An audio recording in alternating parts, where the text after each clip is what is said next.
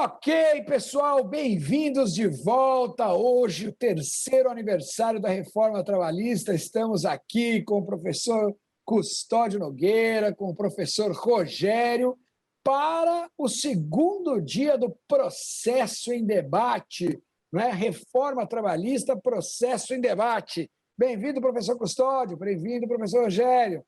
Vamos, então, aqui, sem maiores delongas, dar continuidade ao nosso tema. Já falamos de petição inicial, vamos falar um pouquinho da ausência do reclamante na audiência, né?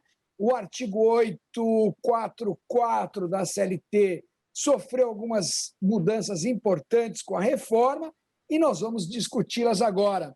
O professor Custódio, no curso anterior, ele disse que havia um conflito entre o parágrafo 1º e o parágrafo 2º do 844 da CLT, não é? Em relação à questão da justificativa da ausência.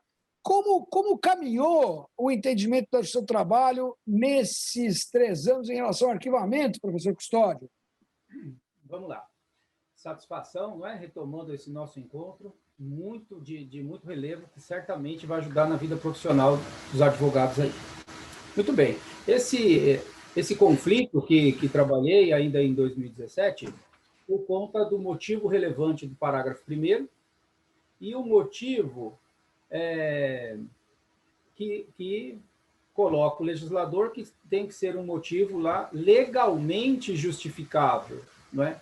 Portanto, esse motivo legalmente justificável, ainda em 2017, ele assustava, porque a redação é muito severa. Não é um motivo justificável, e sim um motivo legalmente justificável, o que muda completamente a interpretação se adotar uma interpretação aí gramatical. Não é? Então, aí tinha o parágrafo 1º para dizer que, olha, tendo um motivo aí, um motivo relevante, já é o suficiente para o juízo suspender. Então, foi nesse sentido que eu trouxe a ideia do conflito. Passados, então, 3 anos, dá para estudar pela jurisprudência do TST, assim, reiterados julgados, no sentido de que não diz assim expressamente, né? Olha, basta justificar. Não, mas sendo um motivo que justifique a ausência do reclamante, aí tudo bem, ele vai ser isento de custas.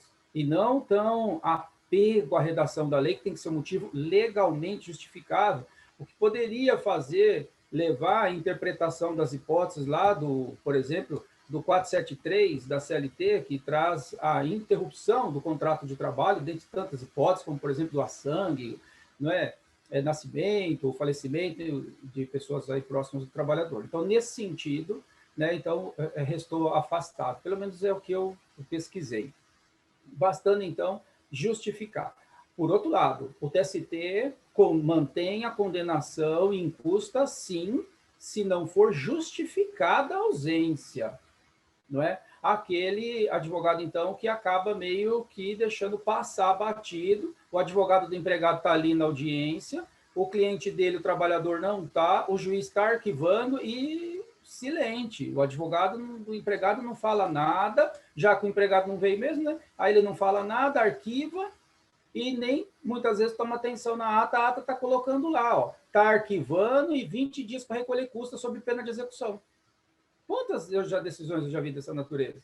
E aí? Aí, mais para frente, liga o cliente desse advogado. Fala, doutor, olha, aqui é minha poupança, aqui, ó, tem uma penhora de um negócio aqui, de um processo aqui, eu só tenho o processo com o doutor, da onde saiu esse negócio? Aí o advogado vai ver que o empregado já sofreu uma penhora lá, não é? Então, acontece isso sim na prática, mas olha só, de novo, responsabilidade do advogado. Então, o advogado tem que estar lá, brigar na audiência. O cliente está ausente, então pede para o juiz, excelência, concede os 15 dias para que a gente possa justificar, ou então aprecie o pedido de justiça gratuita, não é?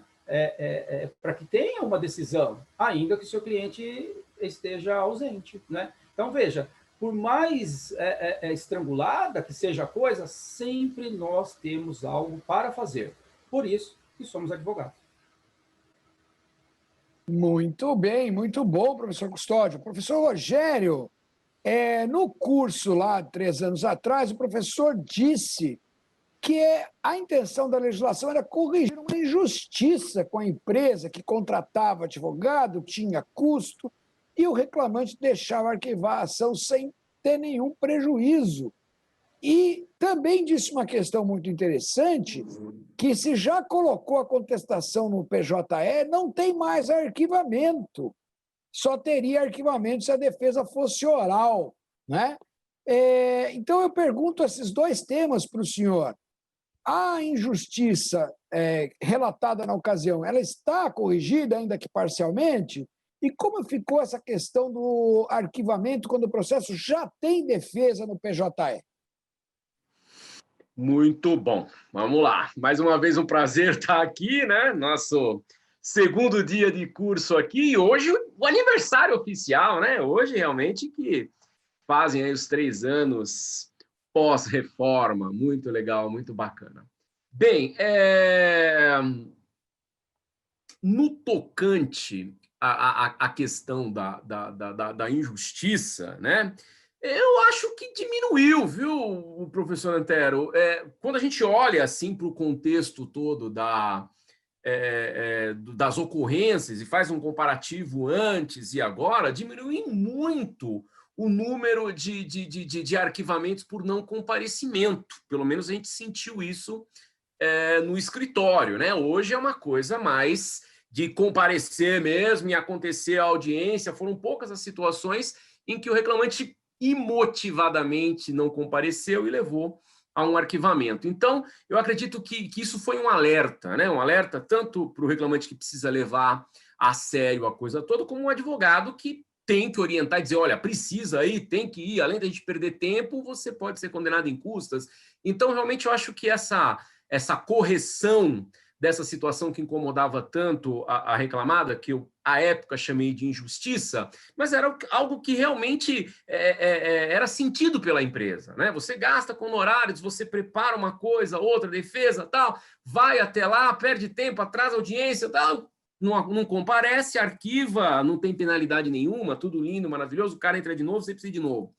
Então, assim, isso realmente aconteceu, mudou, né? Essa coisa do arquivamento frequente e imotivado acabou. Quando arquiva, ou o advogado justifica, ou, na verdade, não deixa arquivar, faz a função que é comparecer para poder instruir o processo.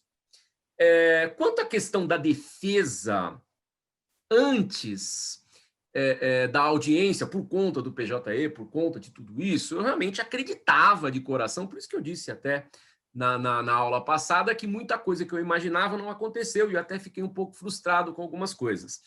Eu acreditava piamente que a coisa iria trilhar esse caminho, né? Que ia ser essa a interpretação que fosse dada ao Instituto da Defesa antes ali. Mas não, na prática isso não acontece, isso não vem se materializando, né? Quando é uma audiência inicial, uma primeira audiência inaugural, ali o juiz em audiência tenta a conciliação, inconciliado as partes, ele declara na ata que ele está recebendo a defesa. Então, é a partir daquele momento ali que o processo está contestado, que o polo está fechado. Então, o que eu imaginava realmente não aconteceu por uma questão prática, né? Por uma questão de usos e costumes. E se usos e costumes é fonte do direito, a gente tem que acabar se curvando a essa situação. Mas eu não concordo, né? Eu vivo isso, mas não concordo. E talvez o que me deixou um pouco mais passivo nessa situação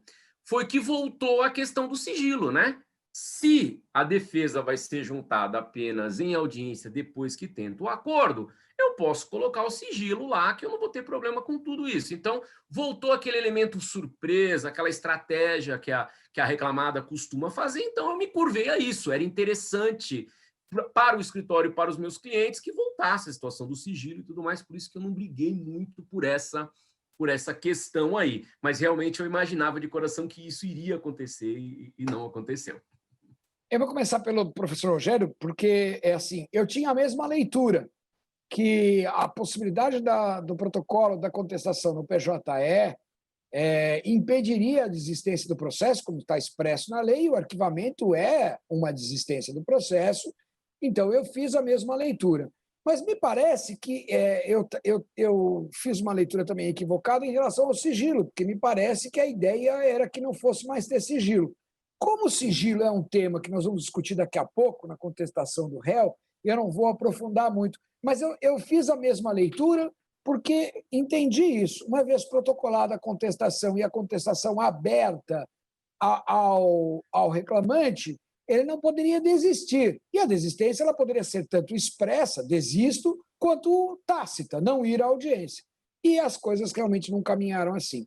Em relação ao ponto do professor Custódio, eu, na ocasião, eu tinha feito uma proposta de fazer uma interpretação sistemática dos dois parágrafos, que eles não fossem conflitantes propriamente, mas que o juiz, antes de arquivar, concedesse o prazo de 15 dias para justificar. Porque se ele fizesse isso, justificando, nem arquivaria, salvaria o processo, porque a ausência estaria justificada. E eu tenho votado assim, como magistrado, os meus votos são assim, mas eu devo dizer aos senhores que eu sou vencido de goleada na turma. Eu digo, olha, o juiz não pode arquivar sem antes conceder o prazo. E o meu raciocínio é o seguinte, o prazo para recorrer é de 8 dias contra o arquivamento. Um arquivamento injusto, vamos supor que o juiz arquivou e o reclamante estava internado no hospital. Ele tem 8 dias para recorrer, mas 15 dias para justificar. Não é? Então, quer dizer, se ele justificar no 9º, no 10º, no 11º dia, ele fica isento de custas, mas o arquivamento está consolidado. E o arquivamento, que é a sentença, é uma sentença injusta, porque ele estava internado no hospital. Então, eu fiz essa leitura na época e continuo julgando assim, no sentido de que me parece que a interpretação harmônica e sistemática dos dois parágrafos, o juiz teria que primeiro conceder o prazo de 15 dias.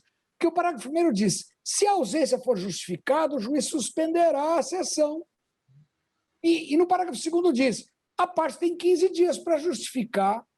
Então, me parece que ele teria que conceder primeiro os 15 dias, a parte justificar ou não, e aí sim, não justificou, ou a justificativa não é aceitável, arquiva e manda pagar, não é? Até que o Supremo julgue a ADI 5766, que o voto do ministro Fachin é que esse dispositivo é inconstitucional, porque condena o pobre a pagar custas.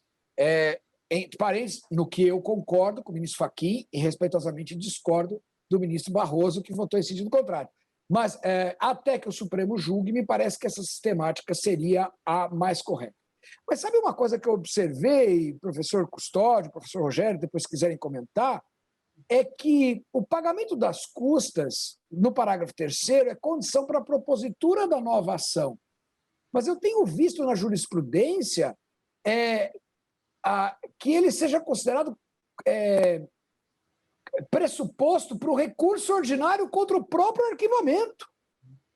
E isso está me deixando muito preocupado, porque se ele foi condenado, se ele foi concedido os benefícios da justiça gratuita, ainda que para um novo processo ele precise pagar, naquele processo, penso eu, ele deveria estar isento, porque o benefício da justiça gratuita foi concedido.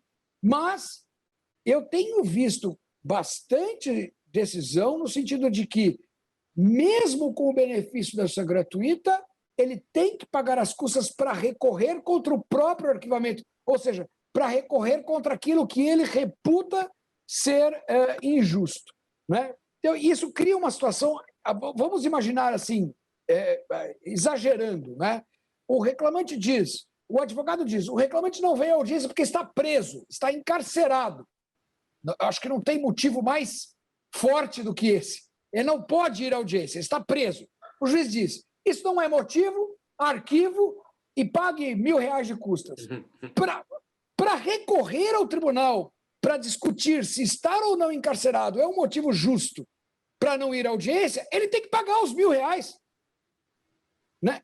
Que ele tenha que pagar os R$ 1.000 para entrar com a segunda ação, vá lá, até que o Supremo diga se é inconstitucional ou não, vá lá. Mas dentro da mesma ação, para ele discutir se o juiz acertou ou errou ao considerar a ausência injusta, me parece um pouco pesado demais. Eu não sei se os professores, eu acho que o professor Custódio já até tinha pedido, quiserem falar sobre isso ou qualquer outro assunto a respeito do tema, professor Custódio, depois o professor Rogério. Sim, tem uma questão interessante, complementando de alguma forma o raciocínio do professor Rogério, de que é uma injustiça para a reclamada, né? Que tem lá o reclamante ausente e perde todo o trabalho. Mas essa justiça é possivelmente ainda maior com o advogado do próprio empregado. Por quê? Porque esse advogado ele atendeu o empregado, ele criou a tese, ele defendeu, montou a inicial, documento, aquela coisa toda, distribuiu, olha o tempo indo embora. Foi para orientou o empregado, olha, você tem que ir na audiência, dia tal, no horário tal, papapá, e cobra e manda, né, para comprovar que convidou e que informou, ele não vai. Então, assim, o prejuízo é para os dois advogados aí. Por isso que também oriento a colocar no contrato, quando a gente tem a possibilidade de ter uma aula aí de contrato de honorários do reclamante, coloque uma cláusula lá, que se ele faltar na audiência e for injustificada mesmo, que além do risco das custas, ele ainda tem que pagar, sei lá, um salário mínimo para o advogado, porque o trabalho foi feito, não é? Então, essa questão, eu acho que é interessante o advogado prestar bem atenção nisso e fazer um contrato de honorários muito bem feito com o reclamante, e não esses contratos padrões aí, a exemplo até da própria procuração, para ver direitinho os poderes que você está recebendo. E o contrato, então, tem que ser feito com bastante carinho e atenção, sobretudo quando envolver um caso aí de acidente de trabalho. Agora, com relação a essa questão, o que o professor Antero colocou, né? Assim, assim, fugindo do mundo jurídico, mas é uma loucura isso, né? Condenar o reclamante, então, uma vez condenado aí, porque ele não justificou, vá lá, e agora, para ele recorrer, ele tem que pagar os 2% do valor da inicial, porque não tem condenação. E aí, depois, esse RO, vamos supor que não vire nada, aí ele vai ter que distribuir uma outra ação e recolher de novo, porque agora não dá para discutir justiça gratuita, porque ele não tem esse benefício, porque já foi um processo, já disse que ele não tem esse direito. Né? Então, isso, sem sombra de dúvida, é sim afastar o jurisdicionado da jurisdição, não tem como, né, entender de outra forma, em que pese a gente sempre respeitar quem entende de outra forma. Agora, vi dos julgados, inclusive estava tentando procurar um julgado, não é? Para poder subsidiar isso e dizer que não, que olha, tem uma luz aqui no fim do túnel, mas não, viu? A interpretação está sendo gramatical, né? O TST vai nesse sentido. O RO arquivou, não é por ausência injustificada, RO sem custas, é deserto. Agravo de instrumento para levar para o tribunal não conhece, não dá provimento no agravo, fica por isso mesmo. E aí não tem revista, porque não jogou o mérito do RO. Então, é uma situação delicada, não é? Que isso precisaria ser revisto, sim, dentro de um contexto dos princípios da justiça do trabalho. Decisões dessa natureza com o maior respeito possível e imaginável do mundo. O juízo do trabalho que assim decide, ele decide contra a justiça dele. É o que eu penso. Professor Rogério? Eu ouço assim, todo esse debate sobre essa questão das custas para o RO, e na minha cabeça é algo muito simples. Não transitou em julgado. Não transitou em julgado. Qual que é o objeto do recurso ordinário? O objeto do recurso ordinário é o arquivamento e a incidência das custas. Então, eu estou discutindo exatamente a condenação. Né? Se você for pensar nas custas como condenação, é como se eu tivesse que pagar a condenação para recorrer. Não transitou em julgado. Você pagar as custas para entrar com uma nova ação é porque você concordou. Você se deu por derrotado e tem que pagar para entrar com a nova ação. Agora, para recorrer, não, pelo amor de Deus. Tá tudo subjúdice, está tudo em discussão. Não transitou em julgado. O valor das custas não é exigível, não tem que pagar. Está tudo errado. A manifestação do professor Rogério me fez lembrar uma coisa que não está no script, porque não foi discutido no curso anterior, mas eu lembrei, vou falar rapidinho. Esses dias eu vi uma decisão do juiz de primeiro grau respeitosamente, eu divirjo, e que negou o RO do reclamante por deserto porque ele não fez o depósito recursal. O reclamante não fez o depósito recursal dos honorários a que ele foi condenado. Então, ele foi condenado a pagar honorários advocatícios, sei lá quanto, R$ 1.000, R$ 2.000, R$ 3.000, para recorrer dessa decisão. Ele tinha que garantir a execução com o depósito recursal.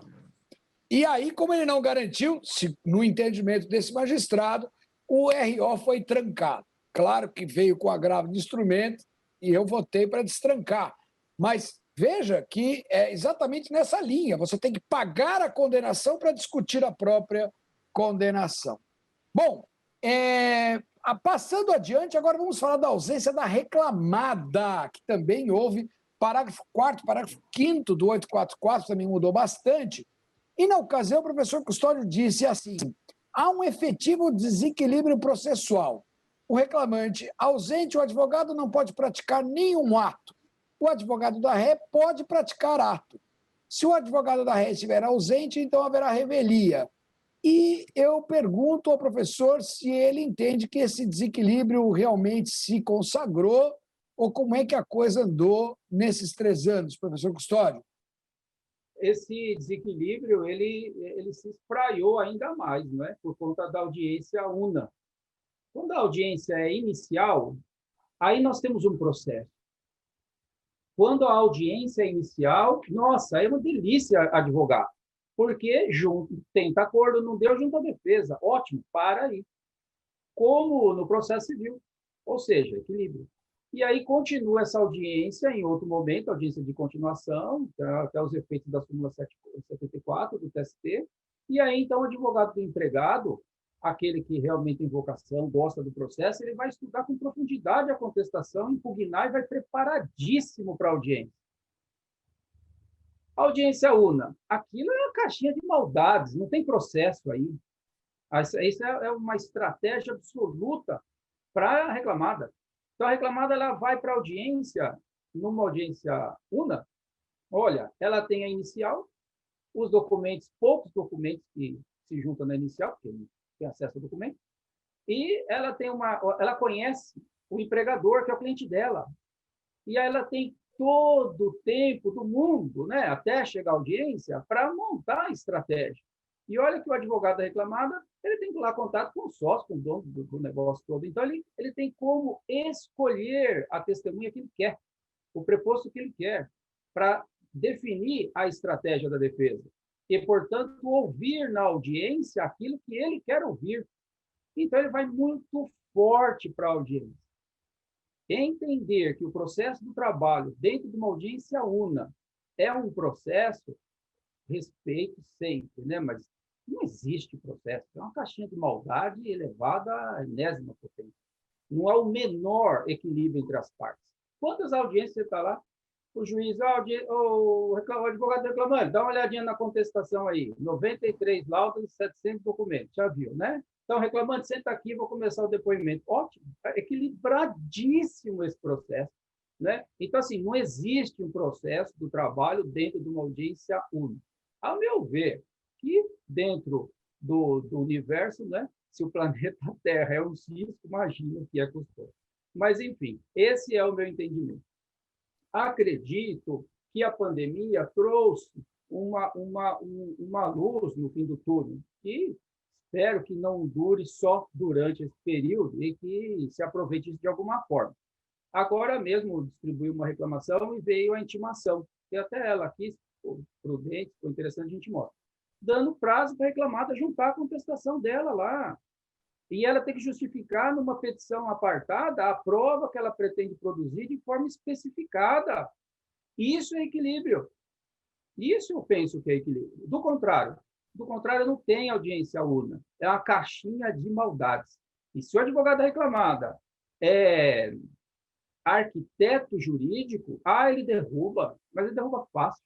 O testemunha vai falar o que ele quer ouvir, quando e como. Não tenho dúvida disso. Muito bem.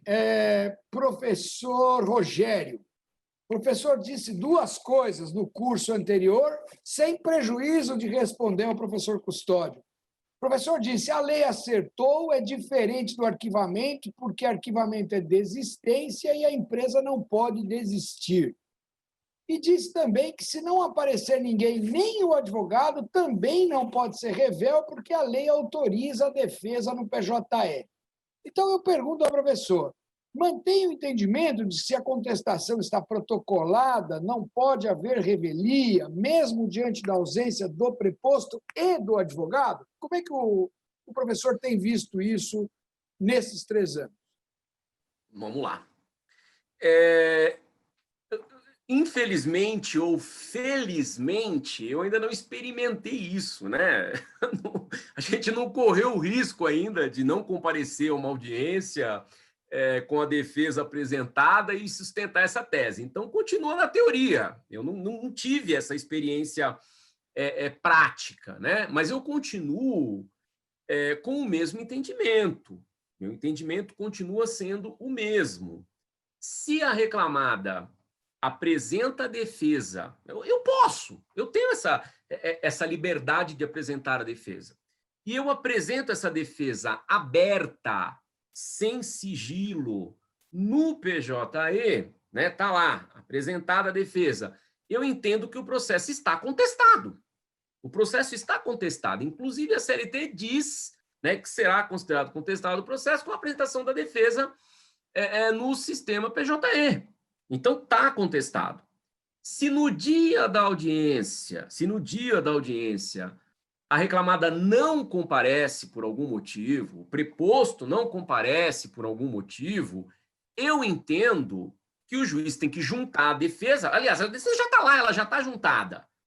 Ele tem que declarar. Aliás, nem precisaria declarar, mas, enfim, seguindo a metodologia que está sendo aplicada atualmente, ele declara que a defesa está lá e segue o processo, aplica a pena de confissão, segue o processo com o não comparecimento da parte, mas não revelia.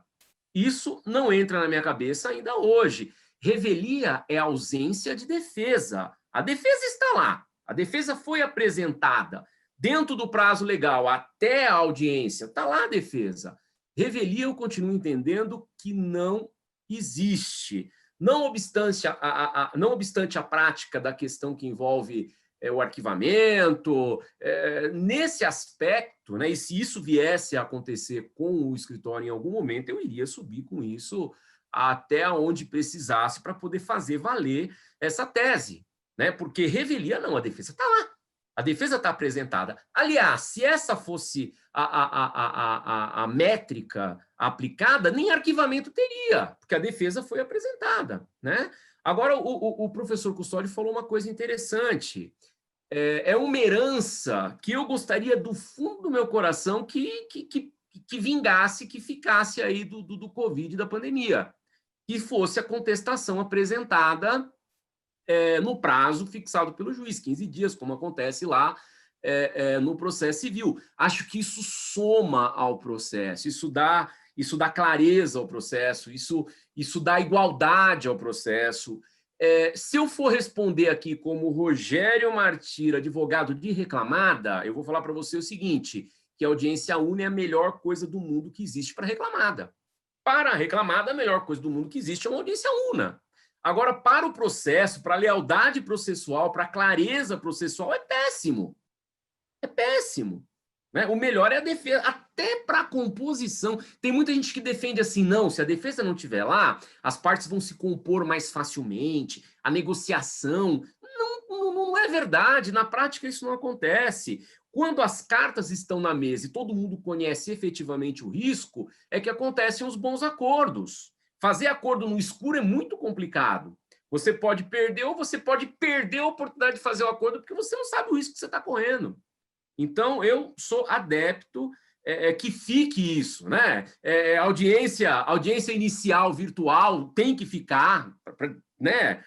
Para a coisa poder caminhar. Audiência de instrução presencial, tudo bem, mas julgamento no tribunal virtual tem que ficar. Essa questão de apresentar a defesa no processo, no prazo fixado, tem que ficar. São algumas coisas que eu gostaria muito que ficasse aí como herança da pandemia, né? Então, eu continuo afirmando que a defesa apresentada no processo aberta, sem sigilo, com ciência à parte contrária, está contestado, não tem revelia. E concordo com as palavras do professor Custódio, realmente a audiência una é uma caixinha de maldade.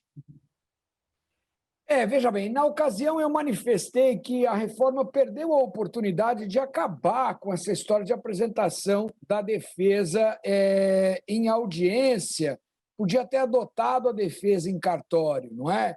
E continuo com esse pensamento que também é manifestado pelo professor Custódio e pelo professor Rogério. Eu também compartilho dessa ideia de que a pandemia é obviamente uma coisa muito ruim e não há que se discutir isso, milhares de mortos e tal, mas assim, a pandemia nos obrigou a criar algumas soluções, não é?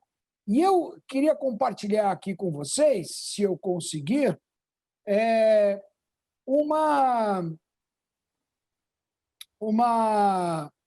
um posicionamento, não sei se está aparecendo aí, já está aparecendo para vocês?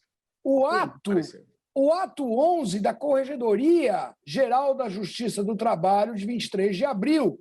No artigo 6º, ele diz assim: preservada a possibilidade das partes requererem em conjunto a qualquer tempo audiência conciliatória, fica facultado ao juiz de primeiro grau a utilização do rito processual do 335 do CPC quanto à apresentação de defesa, inclusive sob pena de revelia, respeitado o início da contagem em 4 de maio, que era o marco regulatório, e, neste caso, então, o magistrado tem que possibilitar vista à parte autora dos documentos e assinalar prazo para que especifiquem provas. Exatamente a situação que o professor Custódio disse que acabou de receber.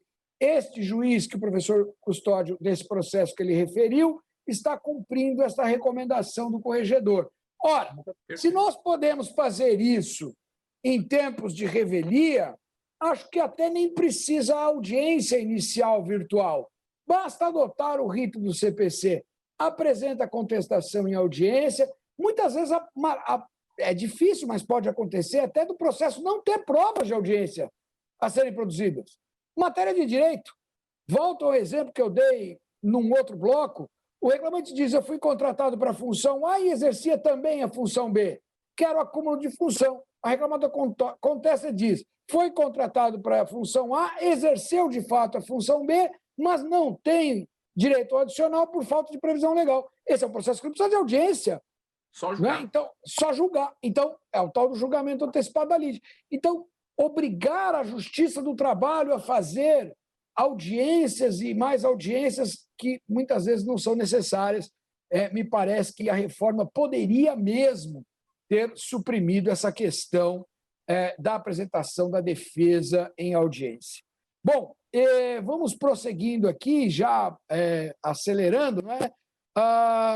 Em relação à defesa do réu, não é? O professor Custódio criticou a nova modalidade de exceção de incompetência, entendendo que atrasaria o andamento do processo em virtude do adiamento da audiência. Na opinião do professor, isso se confirmou? Os processos estão se adiando, estão se atrasando por causa disso, professor Custódio? Eu penso que sim, em que pese não ter... experimentei isso num caso assim emblemático, né? Um empregado que sofreu um acidente de trabalho no Pará, e o empregador trouxe para o Hospital de Queimados, que fica vizinho de Goiânia, né? E para poder ser atendido por conta daquele hospital ser referência. Muito bem.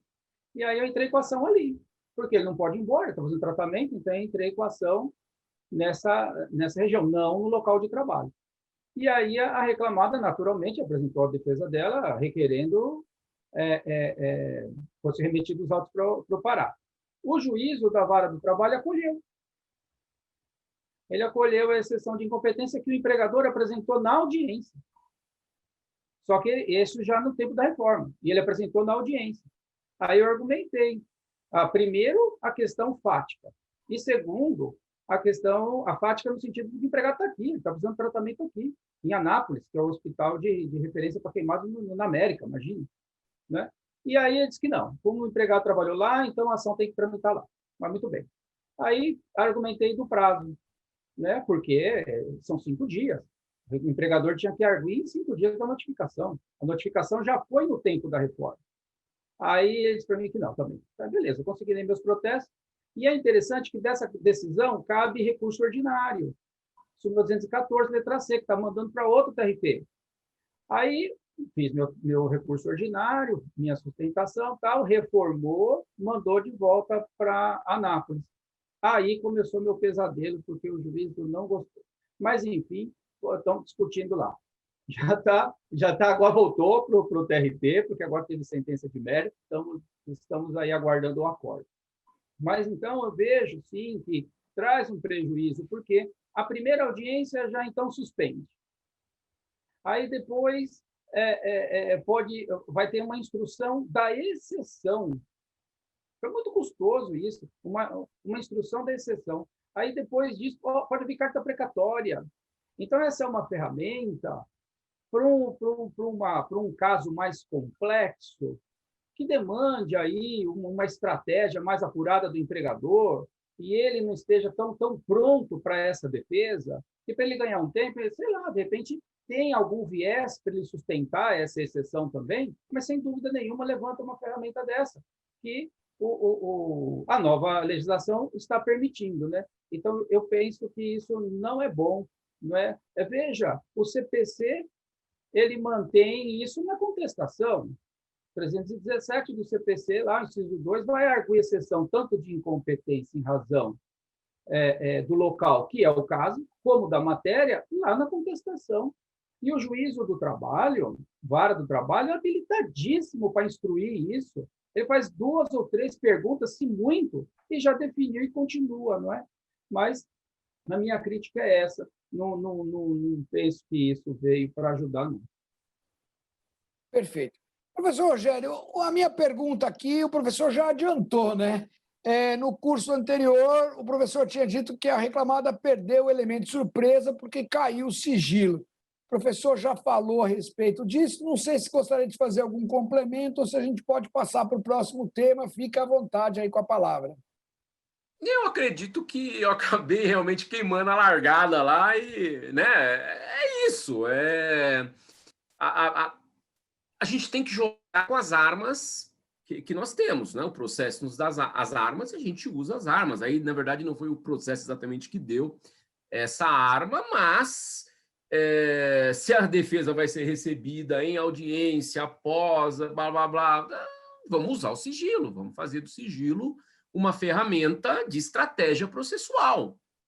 Confesso que eu não concordo, acredito que não deveria ter, não tem razão lógica de ser, mas estrategicamente é interessante, né? Então, é isso. Agora, só uma parte na questão da exceção de competência. Claro, claro. Eu discordo veementemente do professor Custódio. Eu acho que foi uma inovação importante, extremamente importante, você ter essa discussão antes de adentrar o mérito da reclamação, né?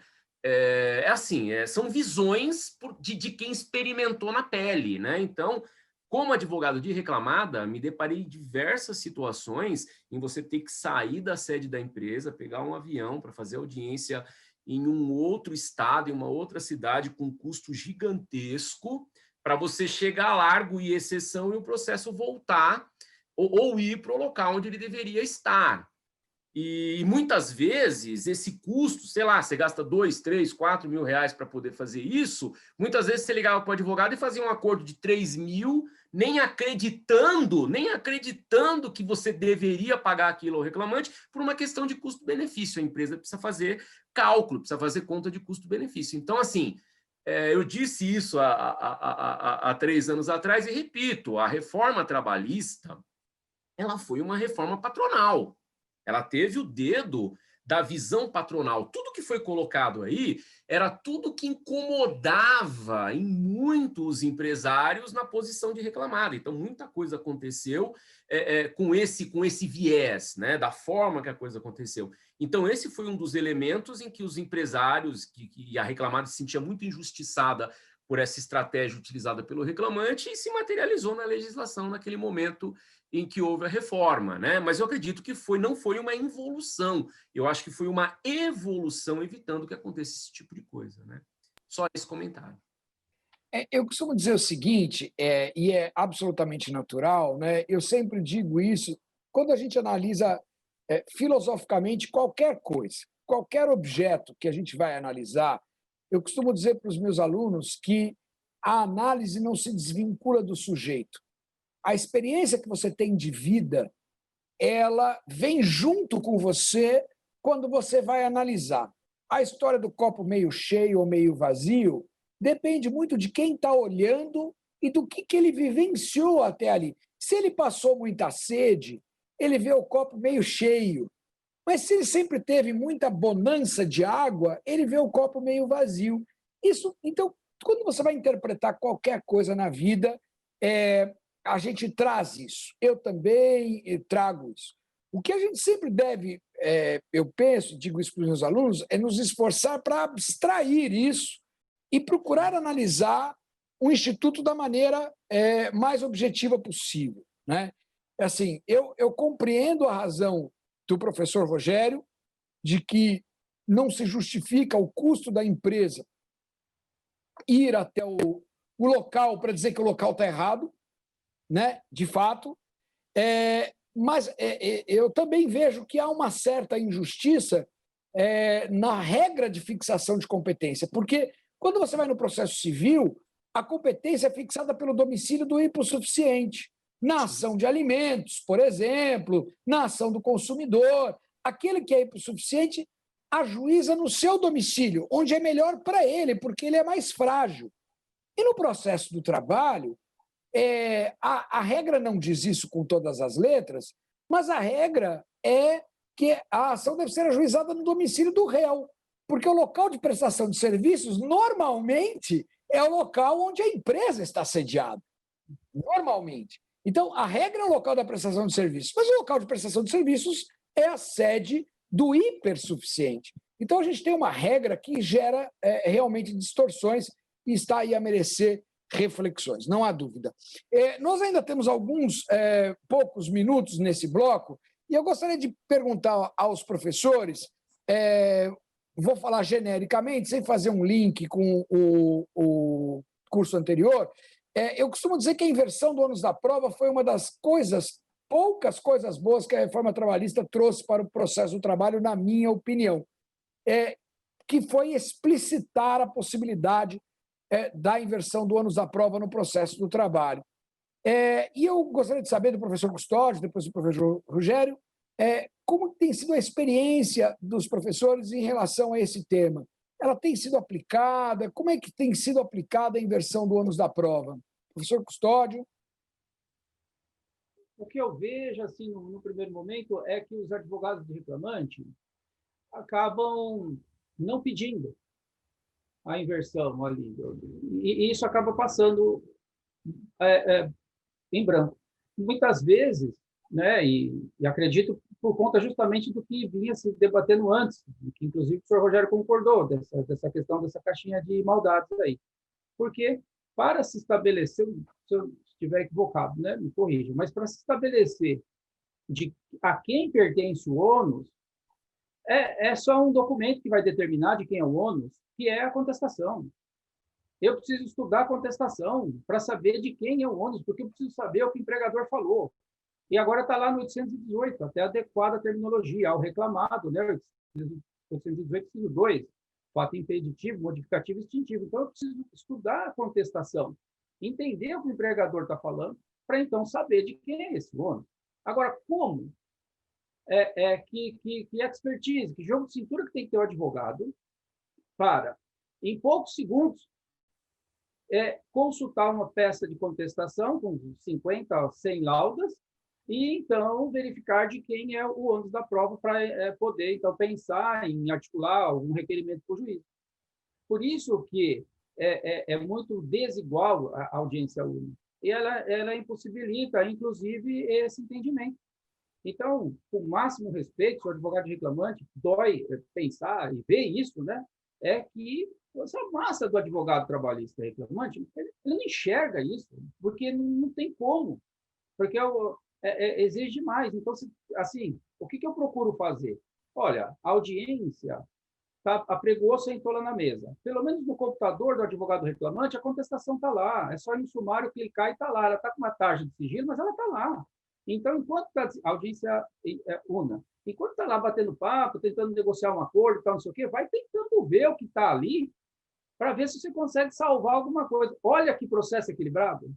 E aí, então, você continua desenvolvendo esse raciocínio e, se não der acordo mesmo, aí pede para o juiz da excelência, por favor, concede aqui uns 5 minutos aqui para a gente dar uma consultada na contestação. E aqui fica até um reconhecimento, quantos juízes, quantas juízas levanta e fala, doutor, eu vou tomar um café, vou dar uma saidinha aqui, o senhor fica à vontade e consulta aí a contestação. É difícil acontecer isso. Na exata medida também que é difícil, quase impossível, o advogado reclamante saber pedir isso aí para o juiz. Então, falta esse traquejo. Eu digo isso por conta de que, é só uma coisa que eu gosto da audiência. Então, eu chego cedo, eu fico analisando, estudando o ambiente, para entrar naquela arena. Então, eu sempre oriento isso.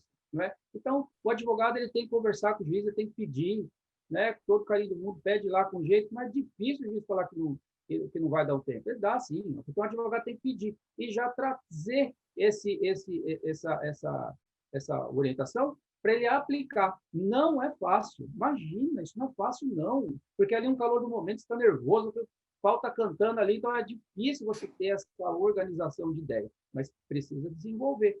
E aí, então, vai tentando sustentar lá, argumentar, requerer, pedir uma inversão aí, para ver se inverte, inclusive, a produção da prova, que é muito interessante, que já pode, né, ter versão do ônus propriamente dito, mas que pode muito bem o juiz do trabalho inverter lá no 75, parágrafo 2º, como muito bem já colocou o professor Antero em outro momento. E aí, então, sim, fica um negócio extremamente equilibrado. Aí houve o preposto primeiro, inverte toda a ordem. Preposto que está sempre acomodadão lá, de sair, depois ele entra. Então, ele altera aquela estrutura pré-determinada, traz um calor mágico na audiência. Mas aí também não é uma coisa fácil, né? Porque tem que ser um juízo que assim, naturalmente, crítica construtiva, né? Tem que ser um juízo que tenha muita... que goste muito do processo, que vibre com aquilo, né? Que tenha uma vocação, assim, às vezes até exacerbada, né? Que gosta do conflito, um juízo que defere uma cariação e que chega junto, chama as partes lá, ou parte de testemunha, e dá aquela prensa mesmo. E isso é bom, né? Quando a gente tem um juízo que realmente chega junto. E muitas vezes você pede a inversão, o juiz fala para analisar em sentença. Aí esfria, né? Acaba com a graça do processo. É nesse sentido. Professor Rogério? Professor Antero, sinceramente, uma baita de uma ferramenta fantástica que está à disposição para todos usarem e que não é usada. Também não pegou, né? Eu, sinceramente, nunca vi em uma audiência que eu fiz, ou audiência que algum advogado do escritório tenha feito, que tivesse chegado no escritório e falado, hoje o juiz inverteu o ônus da prova, ou ainda foi requerida a inversão do ônus da prova e o juiz deferiu. Nunca vi. Nunca vi. Confesso que eu nunca vi. Pela reclamada, as oportunidades são menores. A gente não tem tanta oportunidade assim de pedir uma inversão. Então, também não tive oportunidade ainda estratégica numa instrução processual de partir para uma inversão do ônus da prova, porque para mim, para reclamar naquela situação, era conveniente do jeito que estava. Então, a gente não mexe naquilo que é interessante, né? Até tento, em algumas situações, mentalizar, idealizar uma inversão para ver o que acontece, mas na prática, realmente, eu não vi. E, repito, é uma baita de uma ferramenta que deveria ser utilizada mais. O professor Custódio falou uma coisa muito séria, muito séria. Vou dizer isso aqui com todo o cuidado possível. e talvez até toque um pouco as pessoas que estão nos assistindo aí do outro lado, né? E vou fazer uma defesa também do nosso magistério aqui. Os nossos alunos que tiveram a oportunidade de sentar com a gente e estudar ônus da prova sabem o que é ônus da prova. Mas tem muito advogado que está militando no escuro. Ele não tem a mínima noção, a mínima ideia do que é efetivamente o ônus da prova. Isso é muito ruim, porque se você não tem o conhecimento correto de quem tem que fazer prova dentro do processo, o cara não consegue nem idealizar uma inversão. Então, acho que é um problema técnico, usual, prático e que não pegou, não acontece, né? Então, assim, acaba até caindo num esquecimento. Pessoas, às vezes, nem sabem que existe essa possibilidade de inversão do ônus da prova. É a percepção que eu tenho. A gente já estourou o tempo desse bloco, eu vou falar muito rapidamente. Essa é uma das maiores frustrações que eu tenho ao longo desses 3 anos, porque foi o dispositivo que eu mais gostei, o que eu mais comemorei. Quem me conhece sabe que eu não gosto da reforma trabalhista. Se eu pudesse, eu enterrava no 7º círculo do inferno, eu costumo dizer. Mas, já que não posso, nós temos que ressaltar o que ela tem de bom. E são poucas coisas, mas essa é uma delas. E, infelizmente, eu não julguei um único processo em que não é que o juiz tenha deferido, que o advogado tenha pedido, independente do juiz ter deferido ou não, um único processo que tenha tido pedido de inversão do ônus da prova, e realmente isso me entristece bastante, me frustra bastante enquanto professor, obviamente, não enquanto juiz, porque enquanto juiz eu não tenho que me envolver com os interesses processuais das partes. Mas, enquanto professor, eu fico, obviamente, muito frustrado de ver essa ferramenta tão abandonada e, enfim, é uma tristeza. Eu vou encerrar já esse bloco aqui e depois do intervalo a gente volta para o último bloco. Vamos falar de prescrição intercorrente e depois as considerações finais dos nossos professores. Daqui a pouco. Até já. Ok, bem-vindos ao último bloco do nosso curso 3 anos de reforma, processo em debate. Nós vamos para um último tema direcionado, que é o tema da prescrição intercorrente, e depois nós vamos para as palestras dos nossos participantes. Sobre prescrição intercorrente, uma grande novidade da reforma trabalhista, não é? O professor Custódio, lá no curso anterior, diz que quem tem que tomar providências na execução não é o reclamante, e sim a reclamada. E ainda sugeriu que a cada 1 ano e meio desarquivar o processo para fazer busca de bens. Falou também que a prescrição não deveria ser de ofício, porque fere o princípio protetor. Se eu não me engano, foi mais ou menos isso. E, professor Custódio, o que o senhor tem aí para falar sobre a sua visão da prescrição intercorrente no processo do trabalho? Perfeito. Mantenho firme a posição anterior. É isso mesmo. Teve todo um processo de conhecimento. Como o professor Antero, ainda no encontro de ontem, colocou, 21% das execuções são satisfeitas. 79%, muito desses 79% por inteligência, e aí a expertise do advogado do empregador, que não permite que a execução seja satisfeita, né? E, à luz disso tudo, está tramitando aí, podendo correr, está correndo o prazo da prescrição intercorrente, em que pese ter elementos ainda para afastar isso, como será colocado mais adiante. Mas isso tudo, né, teve, veja só, o processo do conhecimento todo para o empregador se defender. Chega na execução, olha, eu devo, não nego, mas não vou pagar. Então, arrisque-se aí você a tentar levantar alguma coisa, o empregado e seu advogado. Então, não faz sentido a prescrição intercorrente, sobretudo quando não se encontra o devedor, o empregador, para citar, para pagar, porque a execução trabalhista, se seguir a CLT, é citação, e ainda é por oficial de justiça, 880, não é isso? Parágrafo 2º da CLT. Por outro lado, se não encontra ele, e se encontrar não tiver bens, jamais pode correr a prescrição intercorrente. Por outro lado ainda, Se o juízo dá uma ordem para um comando, não é? Um despacho, uma decisão para que o advogado do empregado dê andamento na execução e ele não dá, ele não apresenta cálculos, ele não move a execução dentro do mínimo que ele tem que fazer, não é?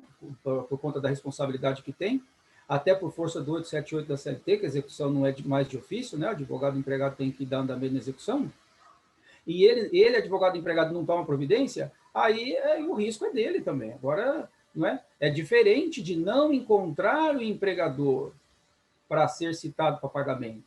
É diferente de, uma vez encontrado esse empregador, mas que ele não tenha bens. Aí eu penso que é um contexto. Outro é quando o advogado do empregado não dá andamento. Aí tem a responsabilidade civil dele por abandono, entre aspas, aí, desse processo. E penso que é esse o caminho. E o mais ofendido de todos aí é a jurisdição. Então, o empregador foi condenado, teve toda a fase de um conhecimento aí, ele foi condenado, não pagou, e ele está olhando para a justiça lá dizendo, então, não vou pagar. Né? Então, o mais ofendido, fora o empregado, que ficou sem nada, sem sombra de dúvida, é a justiça, ao meu ver, que é a grande ofendida. Daí porque não deveria ter esse instituto da prescrição intercorrente. Muito bem. O professor Rogério já foi na linha contrária 3 anos atrás, disse que tem que ter prescrição intercorrente, é sinônimo de segurança jurídica, e ainda disse que tinha 1000 processos no escritório que ele ia pedir a prescrição, né? E entendeu que tem que ser de ofício também. Professor, pediu a prescrição daqueles 1000 processos e como é que foi o seu êxito nessa empreitada? Conta pra gente. Vamos lá, vamos lá. Assim, é aquela frase de que quem tem sócio tem patrão, né? E graças a Deus, no meu caso, que eu tenho sócios no escritório e eu fui voto vencido, né? Por quê? Porque o andar da carruagem mostrou que eu estava um pouco equivocado na minha interpretação e até anseio da aplicação da prescrição intercorrente. Né? Na época, logo após a vigência da 13467, da reforma, alteração, surgimento da prescrição intercorrente, eu fui um dos defensores de que nós deveríamos fazer uma listagem de todos os processos que estão há mais de 2 anos arquivados e tocar o pau, né? Botar, sustentar a prescrição intercorrente. E um dos sócios do escritório disse, olha, isso aí pode ser um tiro no pé, porque os processos estão quietinhos, estão tranquilinhos lá, você vai peticionar nos 1000 processos, você vai alertar a parte contrária que a empresa está ativa, que a empresa está funcionando, você vai instigar essas 1000 execuções a voltarem a funcionar. Então, eu acho que não é prudente isso nesse momento. E eu me curvei a essa situação e não fizemos isso.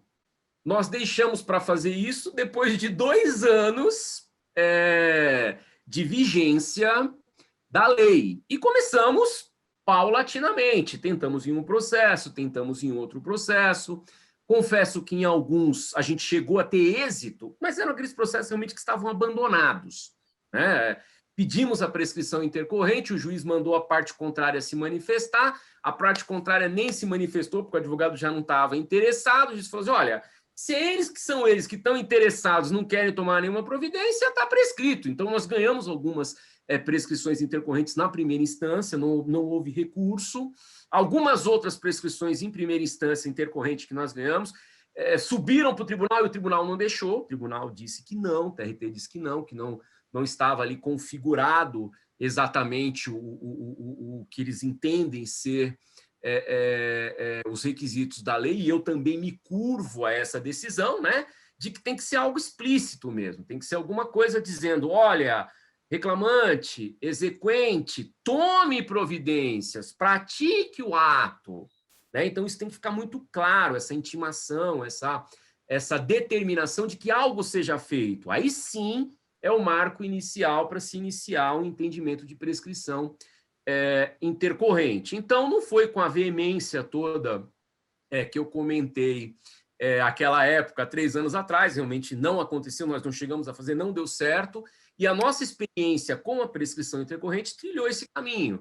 De alguns êxitos, algumas situações não aconteceram, a gente foi tirando o pé, e hoje é só quando existe realmente um argumento forte nesse sentido, né? De efetivamente o magistrado, na execução, dizer faça algo, né? Tome uma atitude, apresente algo, e a inércia total de não vir uma manifestação e o processo acaba indo para o arquivo, inicia-se lá os 2 anos, depois desses 2 anos, inclusive a gente tem na programação alguns que a gente vai postular ainda, porque não deu tempo ainda de acontecer toda essa coisa, né?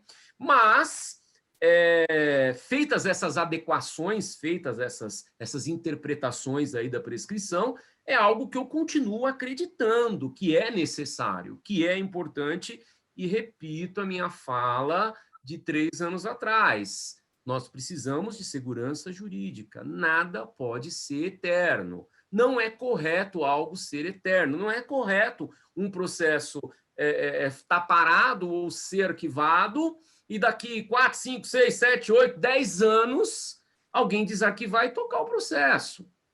É devido? É devido, mas houve uma inércia. A pessoa que... E outra coisa, com as mudanças que tiveram agora na execução, a execução não pode mais ser conduzida de ofício.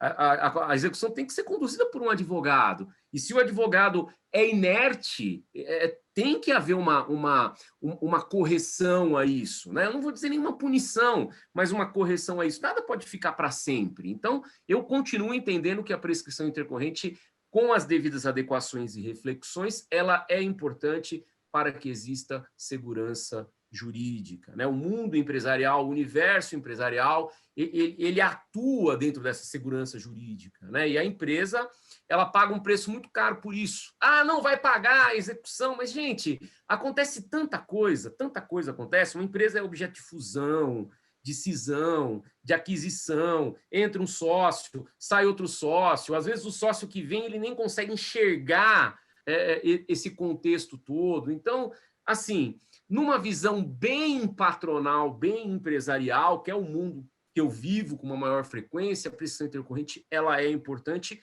como as demais prescrições, como os trânsitos em julgados, é o ponto final. Tem que chegar uma hora que tem que ter um ponto final, não pode ser eterno. E é por isso que eu defendo a efetividade da prescrição intercorrente. Bacana. E a ideia do nosso curso é essa mesmo, é que o professor Custódio traga uma visão, o professor Rogério traga a outra visão, e a gente possa, então, debater. Mas é importante pegar da fala do professor Rogério exatamente o termo inércia, não é? Prescrição é inércia. E isso eu venho defendendo desde a época da reforma e continuo defendendo. Quando o exequente não localiza o devedor, porque o devedor se coloca num local incerto e não sabido, não é? Quer dizer, ele altera o seu endereço no processo sem comunicar nos autos, sem comunicar na junta comercial, sem comunicar, enfim, no imposto de renda. Quer dizer, ele se põe numa posição de estar em local incerto, não sabido, traduzindo, ele está se escondendo. Ou quando o devedor não localiza bens, porque o devedor não os indica, né? E, na minha visão, quem tem que indicar os bens à execução, à penhora, é o devedor, não só pelo 882 da CLT, que diz que o devedor tem que indicar os bens à penhora, mas também pelo 774 do CPC, que diz que o devedor pratica ato atentatório à dignidade da justiça, se intimado pelo juiz, não diz onde estão os bens. Então, me parece muito claro que o regramento jurídico é no sentido de que o devedor é que tem esta obrigação. E, portanto, se não se localiza bens, a inércia não é do exequente. É isso que me parece muito evidente. E aí não pode haver a prescrição. Então, eu vou compartilhar para vocês essa posição aqui também da Corregedoria Geral da Justiça do Trabalho. Vocês já estão vendo aí? Olha, sim. Recomendação número 3 da Corregedoria Geral da Justiça do Trabalho, artigo 1º. A prescrição intercorrente somente deverá ser reconhecida após expressa intimação do exequente. O relator ou juiz indicará com precisão qual determinação deve ser cumprida. O fluxo da prescrição intercorrente começa a partir desse descumprimento, mas o que eu quero mostrar é isso aqui. Não correrá prescrição intercorrente nas hipóteses em que não for localizado o devedor ou encontrados os bens sobre os quais possa recair a penhora. Então, aqui, olha, muito claro aqui, não sei se eu deixo mais claro ou mais escuro, mas muito claro aqui o artigo 5º a confirmar o que eu venho dizendo desde a época da reforma, porque nestes casos não é o exequente que está inerte, é o executado que está inerte e não se expor à execução como determina a lei. Porque, do contrário, não sei se os professores concordam, nós estaríamos premiando aquele que se furta, aquele que se esconde, a gente estaria premiando a malícia, a meu ver.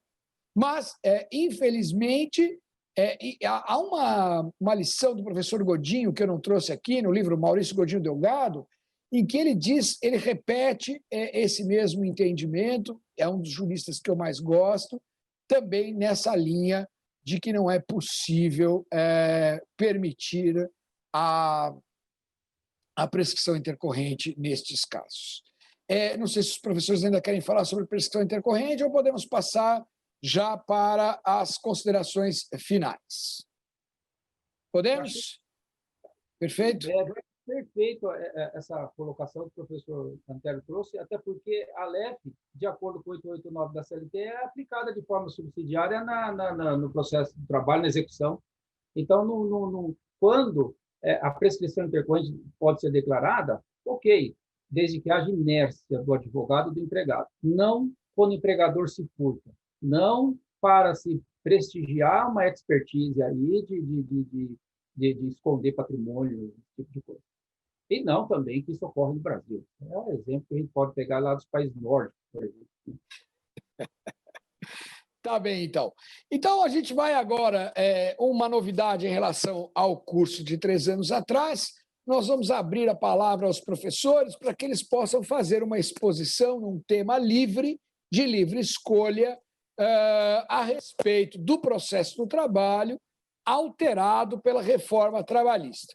Eu vou começar com o professor Custódio e depois o professor Rogério, e eu vou pedir aos professores aí mais ou menos uma limitação de 15 minutos na exposição para que a gente consiga ficar dentro do bloco, dentro do prazo previsto para o bloco. Professor Custódio, tem a palavra.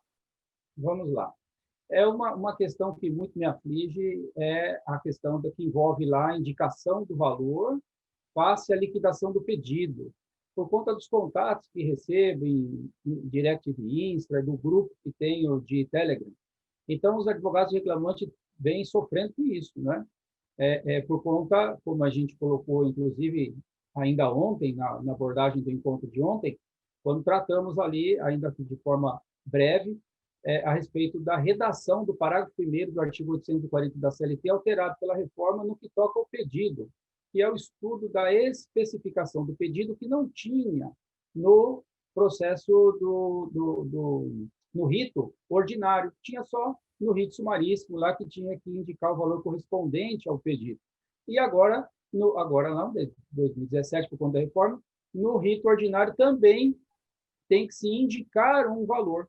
Indicar um valor não é liquidar um pedido, né? Já passei por cada uma em audiência que a juíza pegou firme ali que era para liquidar, inclusive os reflexos e incentavos, porque a condenação dela, caso procedente, é nos exatos limites do pedido. E tentei argumentar ali, mas em vão. Enfim, consignei meus protestos, que era o que a gente tinha para a hora.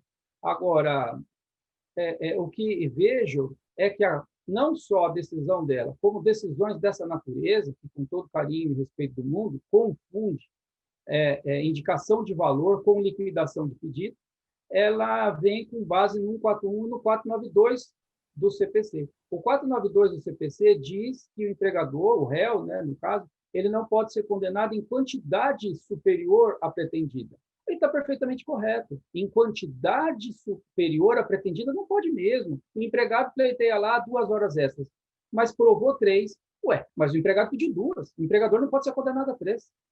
Isso que eu entendo a respeito de quantidade.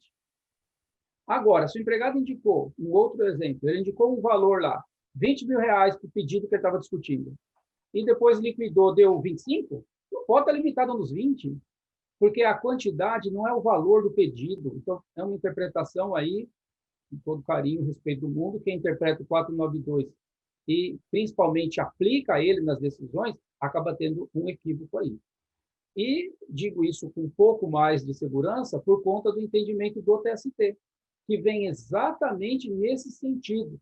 E uma coisa que também divido com os colegas é sempre estudar a jurisprudência do TST, de preferência da SDI do TST. E as decisões estão vindo lá. Julgados do TST é interessante porque ele traz entendimento das outras turmas. Muito completo, em regra, os julgados do TST. E lá só tem 8 turmas. Então, é possível já aferir, muitas vezes, em um julgado só, o entendimento das turmas. Então, eu acho brilhante essa forma de estudo.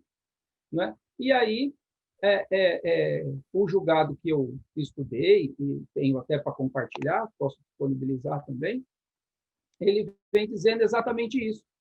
E vai num caminho interessante que, no mês 6 de 2018, já um tempo significativo depois da reforma trabalhista, veio lá a Instrução Normativa 41, e diz ela que o valor da causa é estimado. Ora, se o valor da causa corresponde à soma dos valores dos pedidos, e que, portanto, essa soma, que é o valor da causa, ele é estimado, outro raciocínio não existe que entender que o valor dos pedidos são estimados. É tudo uma mera estimativa. E isso não é para proteger o empregado. Isso é por uma questão de regra processual. O legislador colocou indicar valor ao pedido. Em 2000, o processo sumaríssimo veio lá no 852. Ao valor correspondente ao pedido. E ninguém, legislador, exigiu liquidação. Só que a construção de uma contestação, e aí tem que defender o empregador mesmo, traz muitas vezes esse raciocínio. E que pode gerar, como gera, que eu estou dividindo aqui a experiência, é que acaba limitando. Então, tem um caso lá de acidente de trabalho. Poxa vida, um empregado que sofreu um acidente típico, significativo, uma sequela lá enorme. Então, existe a chance do empregador ser condenado? Existe, mas pode ter culpa exclusiva do próprio empregado, e aí não tem condenação nenhuma. Mas, muito bem, seja como for, para estabelecer um valor de pensionamento, é necessário saber o quê? O grau, o coeficiente da redução da capacidade de trabalho desse empregado. O advogado do empregado vai ter isso na inicial? Não tem. Nem o advogado do empregador tem na contestação. Precisa de um tal de médico, perito, para ele fazer um laudo e trazer essa redução da capacidade. Só então será permitido o cálculo dessa indenização. Como que eu vou liquidar um pedido dessa natureza? Então, e outro, seja lá qual for. Liquidação, então, não dá. E agora eu vejo, então, nos julgados do TST, vindo exatamente nesse sentido, aplicando aí a Instrução Normativa 41 do TST. E ainda dá para desenvolver um raciocínio lá no 229 do CPC, porque a própria Instrução Normativa 41, no artigo 12, parágrafo 2º, ela diz, não é, que o valor da causa é estimado e se reporta ao 229 e 230 lá do CPC, que vem trazendo a construção da especificação do pedido. Outro tema que os advogados de reclamante sofrem muito, porque não conhece com profundidade a técnica e precisa de conhecer. Então, tem que estudar e tem que desenvolver isso desde a petição inicial. Eu mesmo já abro um tópico lá, com letras assim, garrafais, para dizer, olha, da não limitação do pedido, da não limitação do valor do pedido, e trago lá a instrução normativa, Código Civil, julgado do TST, demonstrando, olha, o valor aqui, excelência, está sendo indicado, o legislador exige a indicação. E a sentença, meu amigo, está pronta. Se aquele juiz ele entende que liquida, está liquidado e acabou, e a condenação é naquele valor. Mas, muito bem, o importante, você trouxe a tese na inicial. Efeito devolutivo em profundidade, DRO, pode trazer esse conhecimento. Você já vem aqui, ó, pré-questionando a matéria, preparando o seu recurso de revista, que começa lá na sua petição inicial, quando bem redigida. Então, isso que é importante. A decisão do juízo é a decisão do juízo, seja qual for, ela vai ter que ser muito bem respeitada e enfrentada quando não atender seu interesse de forma técnica. Mas, para isso, o seu processo tem que ter bagagem. Eu costumo brincar lá que o processo é um negócio que tem retrovisor. Agora, o que tem no seu processo? A gente olha para trás, não tem nada. Ah, mas tem um efeito evolutivo em profundidade no RO. Tem, perfeito, vai permitir a turma do TRT olhar tudo dentro do que foi limitado de discussão no RO, vai olhar tudo até o que foi falado da inicial. Mas não falou nada, não tem uma tese, não tem nada. Então, o que precisa? Precisa de estudar muito. Então, o colega que está me acompanhando aí, acompanhando a gente, esse debate, uma satisfação imensa poder estar participando aqui. Assim, um pedido que eu faço de joelhos, né? Você advoga pelo empregado, você advoga por quem tem a lesão.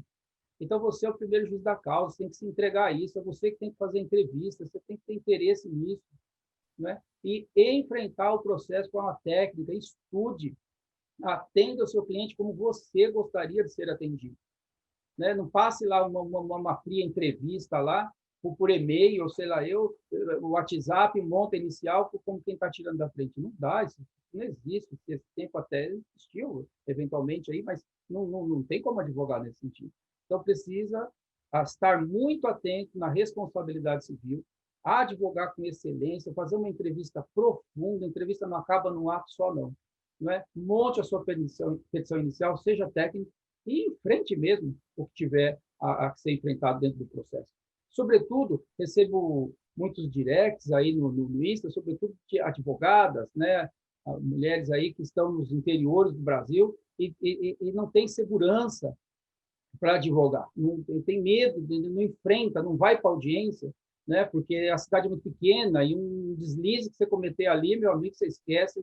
Ainda que indo bem, você ainda, com certeza, os outros advogados não vão te receber com os braços abertos. Então, se dedique, estude, seja muito técnico, acompanhe aqui, a gente não está aqui para vender curso, mas acompanhe os nossos cursos, ainda como muito bem colocou o professor Antério, quem está aqui com a gente, quem participa dos nossos cursos, né, está aí a pós-graduação com o professor Antério, vai saber o que é ônus da prova, não é isso? Então, vai saber todos os temas com profundidade, e vai ter uma segurança imensa para advogar, não tenha dúvida disso. Eu fico aqui à disposição de você, advogado empregado, não é? E para a gente estar dividindo conhecimento. A abordagem é essa, e com relação, finalizando, que envolve aí a indicação do valor, é um tema sensível e que não está uma coisa tão já tranquilizada. Não é? Então, faça sempre a ressalva na sua petição inicial de que o valor que você está indicando não limita a sua pretensão. E não solte essa tese e vá enfrentando ela até quando o seu coração aguentar. É isso. Professor Custódio, muito obrigado. Agora não é o momento de debate, mas eu, por acaso, eu havia separado uma decisão, não sei se já está aparecendo aí para vocês, uma decisão do Tribunal Superior do Trabalho, olhem aqui, de 16 de outubro de 2020, ela tem menos de um mês e ela é muito extensa, mas a parte final está aqui. A decisão regional que limitou a condenação aos valores atribuídos ao pedido na inicial configura ofensa ao artigo 840, parágrafo 1º da CLT, reconhecida a transcendência, recurso de revista conhecido e provido. Quer dizer, o TST reconheceu nessa decisão, está aqui para quem quiser o número, 1987-73-2018-502, para quem sabe, 02 é segunda região, 0271, não é? Está aqui o número do processo para quem quiser depois consultar melhor. É um tema que me incomoda muito, Na minha turma, por exemplo, eu sou vencidíssimo, 4 votos a 1, 4 votos que limitam a condenação ao valor indicado na petição inicial, e eu o único a dizer que, na mesma linha do professor Custódio, o valor é estimado e portanto, não representa um pedido. Tanto que, como disse o professor Custódio, o rito sumaríssimo usa o mesmo verbo, indicar, é do ano 2000 a lei do rito sumaríssimo, e ninguém nunca cogitou de limitar a condenação, né, no rito sumaríssimo, porque o verbo é indicar, não é liquidar. Muito obrigado, professor Custódio. Desculpe a minha intromissão no seu tema. Eu passo imediatamente a palavra ao professor Rogério para que desenvolva o seu tema. Professor Rogério.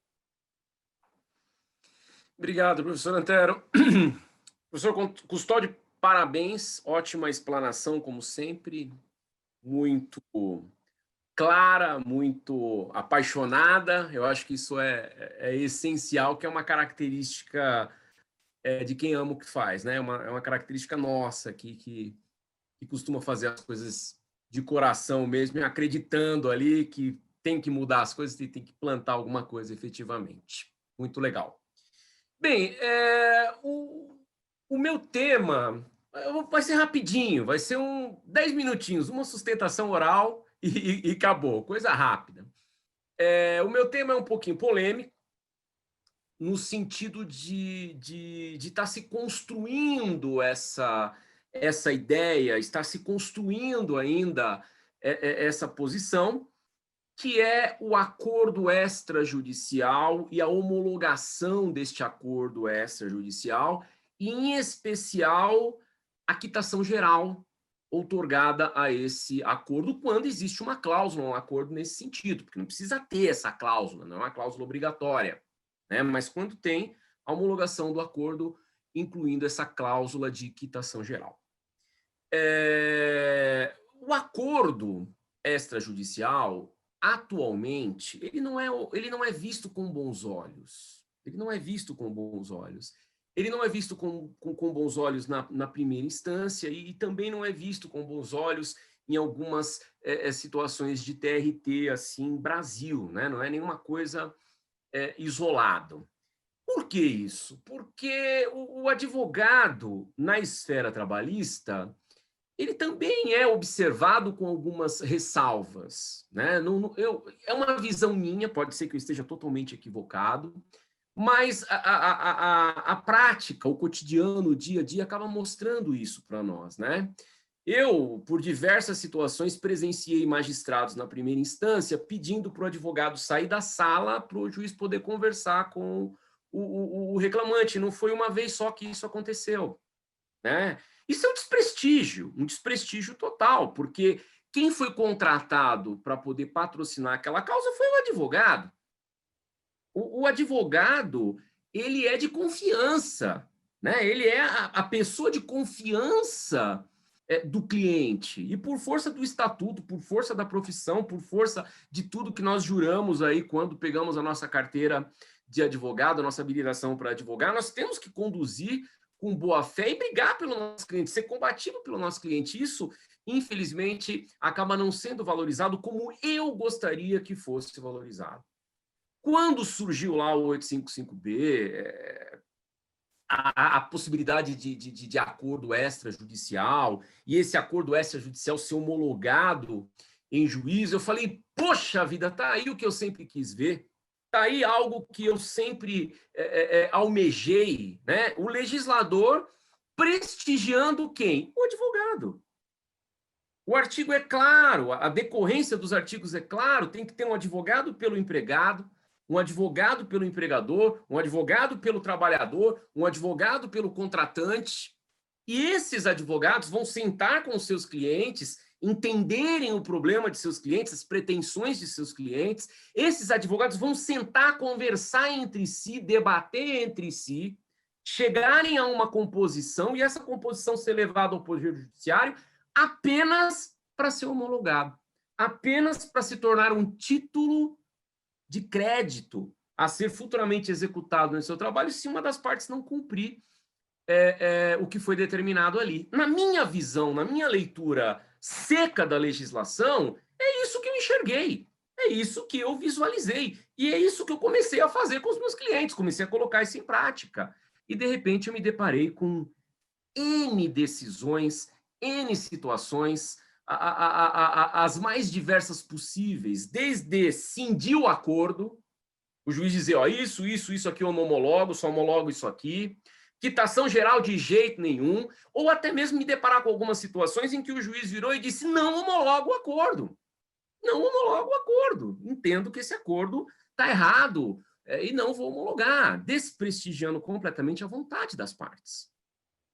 Veja bem, eu entendo que nós estamos na Justiça do Trabalho, eu entendo que tem o princípio protetivo, que o magistrado tem que proteger o empregado, é um dever do magistrado, ele jura isso quando ele é togado, quando ele assume a sua postura de magistrado, mas é necessário também prestigiar a advocacia, é necessário também prestigiar os advogados que estão ali envolvidos, para que um dia a gente possa se desvincular um pouco do Poder Judiciário e seguir numa atividade mais extrajudicial, né?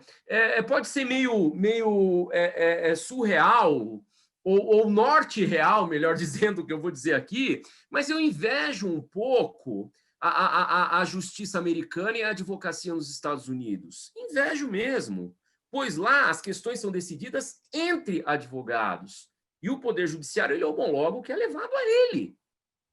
Então, assim, não é tudo que se judicializa, não é tudo que se julga, né? E isso tem realmente uma efetividade, isso causa uma efetividade. Quem tem que proteger o cliente, primeiro é o advogado.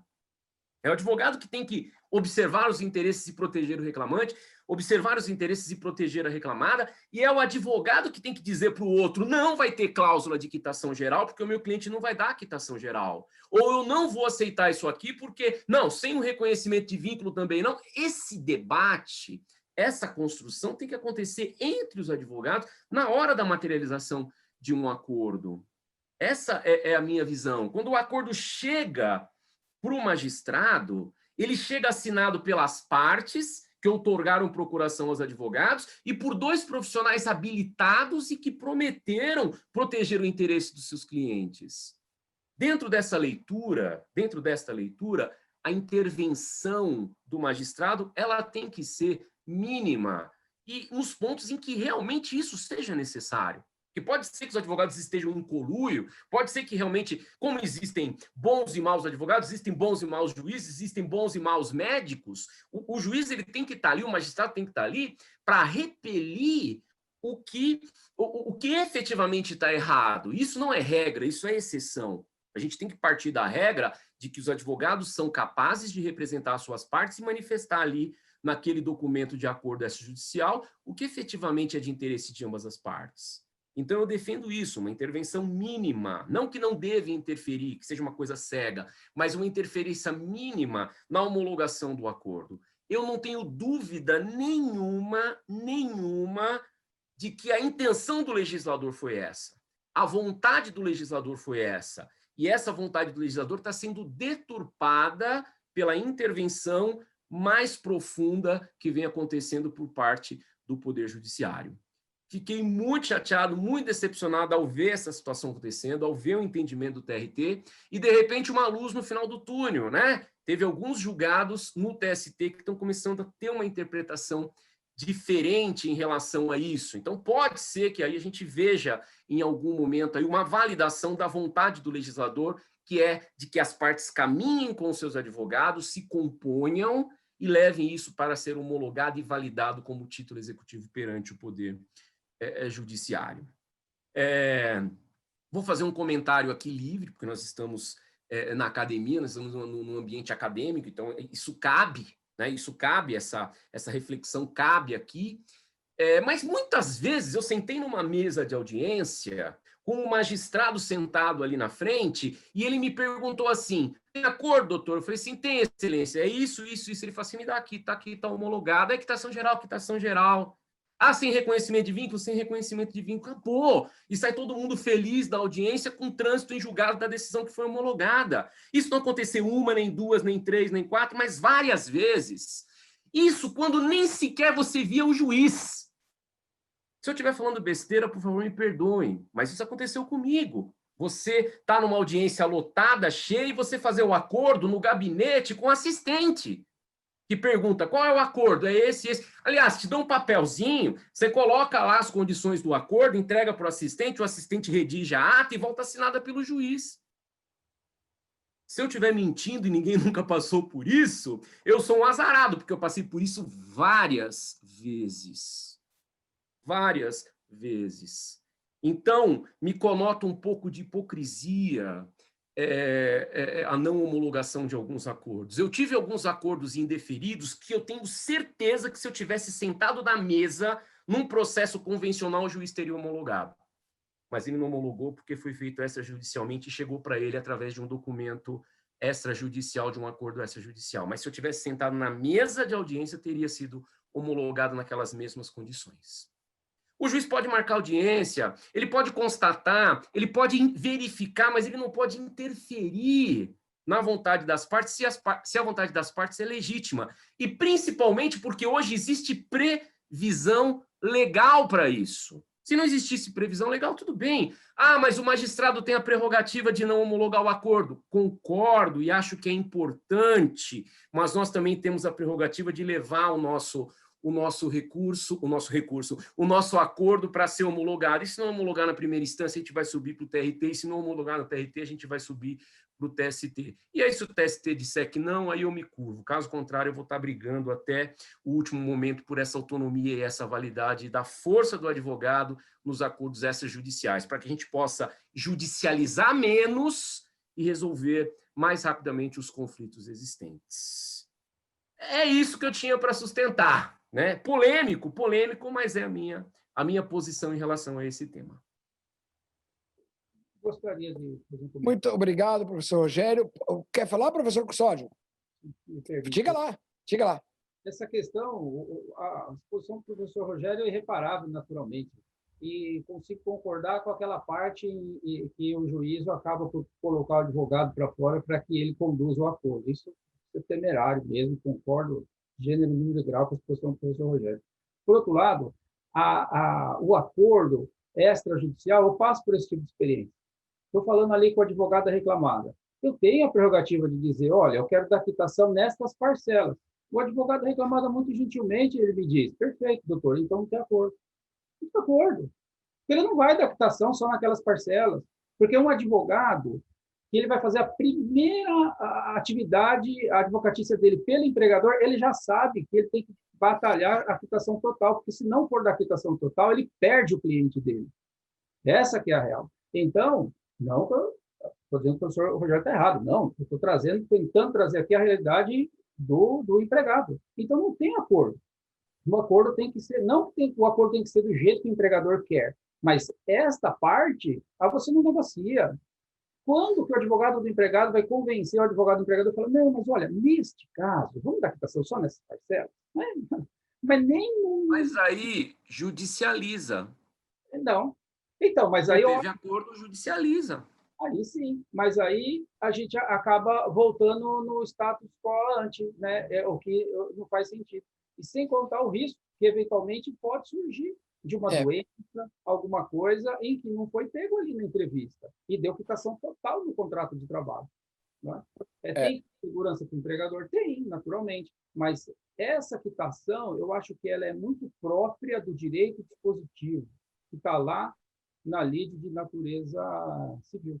Aqui, volta, ao meu ver, ainda no encontro de ontem, da exposição do professor Antero, no sentido de que, ao afastar os princípios e valores que sustentam essa justiça de pé, aí afasta a própria existência dela.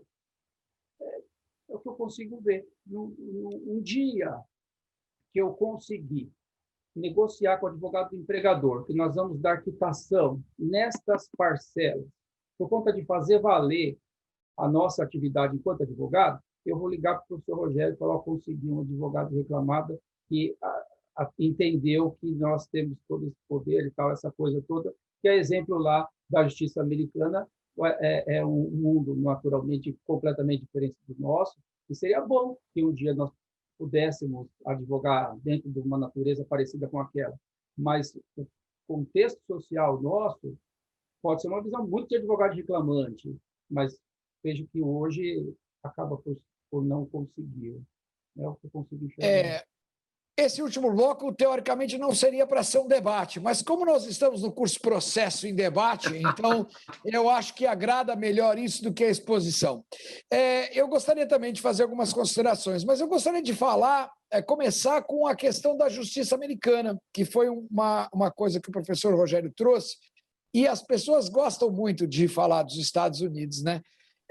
Eu queria lembrar que nos Estados Unidos o advogado também se sujeita ao crime de perjúrio, não só a parte. Se o advogado sustentar num processo judicial uma tese que ele sabe ser mentirosa, ele também pode ser condenado criminalmente. Por isso que o exercício da profissão da advocacia nos Estados Unidos tem uma respeitabilidade maior, porque parte-se do pressuposto que não apenas a testemunha vai dizer a verdade em juízo, a parte tem que dizer a verdade em juízo e o advogado tem que dizer a verdade em juízo.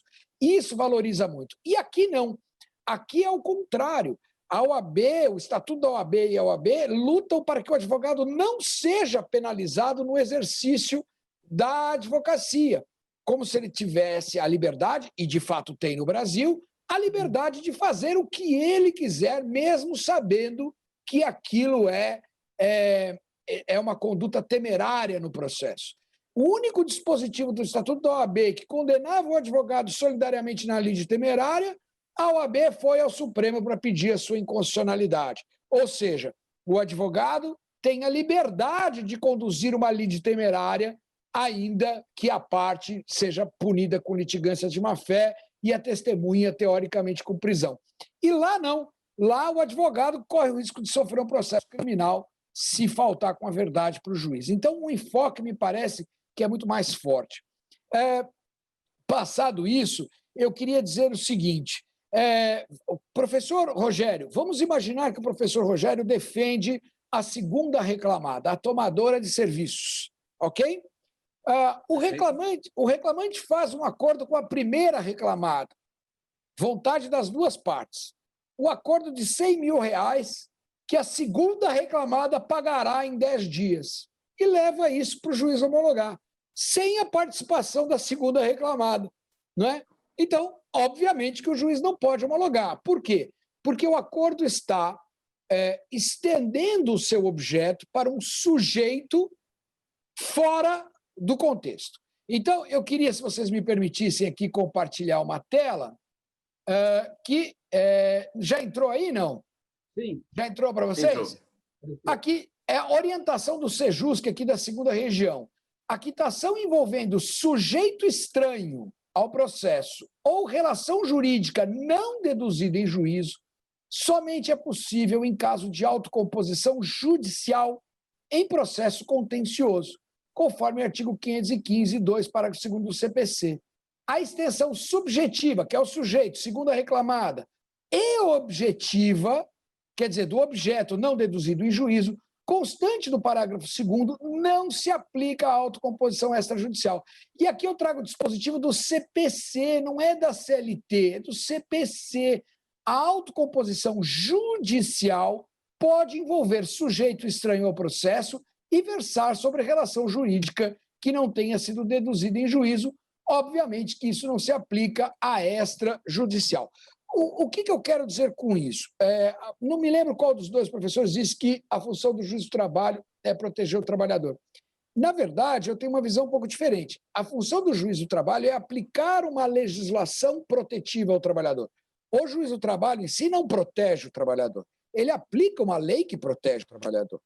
Mas, de qualquer maneira, esse dispositivo legal é do CPC, é do processo civil, é lá do processo João Mendes. Quer dizer, lá no João Mendes, que a relação é entre partes iguais, o juiz não pode homologar uma cláusula de quitação geral, porque ela não foi deduzida em juízo, se for um procedimento de jurisdição voluntária. E aqui no processo de trabalho, que a relação é desigual, ele poderia, não me parece muito, enfim, equilibrado isso. E, por fim, só o meu posicionamento. Então, me parece o seguinte, a cláusula é dotada de ilegalidade. Por que a parte não deduz em juízo? Por que ela não põe na petição? Isso se refere a horas extras. O empregador quer a quitação das horas extras, mas ele não põe no acordo que se refere às horas extras. Por quê? Porque, se ele puser isso no acordo, ele tem que recolher INSS. E ele não quer. Então, na verdade, a cláusula de quitação geral daquilo que não está sendo deduzido, a mim, esconde uma intenção de não recolher tributo. Não é? Eu estou pagando 50 mil de horas extras, então eu quero quitar horas extras. Agora diz, não, é indenização por dano moral, 50 mil, mas eu quero quitação de horas extras. Isso não me parece, não me parece, numa relação não judicializada, não me parece aceitável. E, por fim, eu não posso deixar de dizer, o professor Rogério falou de situações em que ele vivenciou, e, num outro momento, nesse curso, o professor Rogério disse, existem bons e maus advogados, bons e maus juízes, bons e maus médicos, bons e maus policiais, e assim por diante. Eu lamento, não é, que isso tenha acontecido, mas, de fato, a gente não pode conduzir o nosso raciocínio jurídico porque algum juiz, eventualmente, não tenha cumprido o seu dever de olhar para o processo e homologar o acordo de acordo com aquilo que tinha sido deduzido.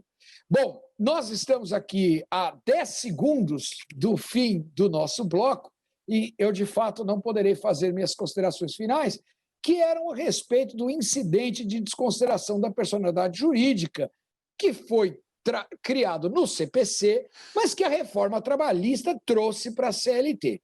Então, eu vou deixar aqui um convite especial a vocês.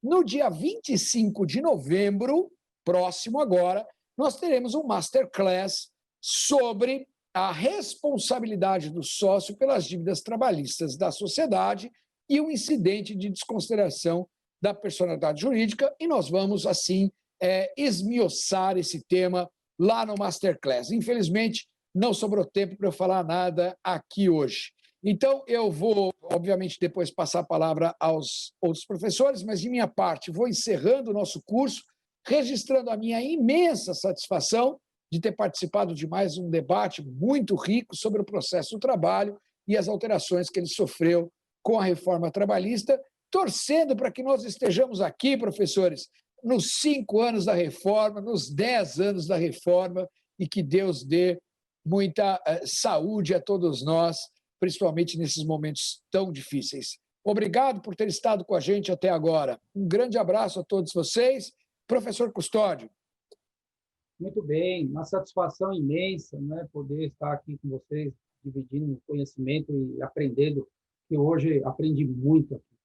É muito gratificante poder participar desse encontro, sem dúvida nenhuma. Agradeço à Faculdade Legal por proporcionar esse encontro, professor Antero, muito agradável a condução, professor Rogério Martir, satisfação. Então, é tão bom poder estar impugnando o professor Rogério, assim, é uma vibração que tenho, que, imagina, eu vim no direito pelas mãos do professor Rogério, desde a segunda fase da OAB, lá em 2009, no Legal, e então aprendi muito, tive a oportunidade de trabalhar no escritório do professor Rogério, e sem dúvida nenhuma agregou muito valor, tanto na minha vida advocatícia quanto no direito.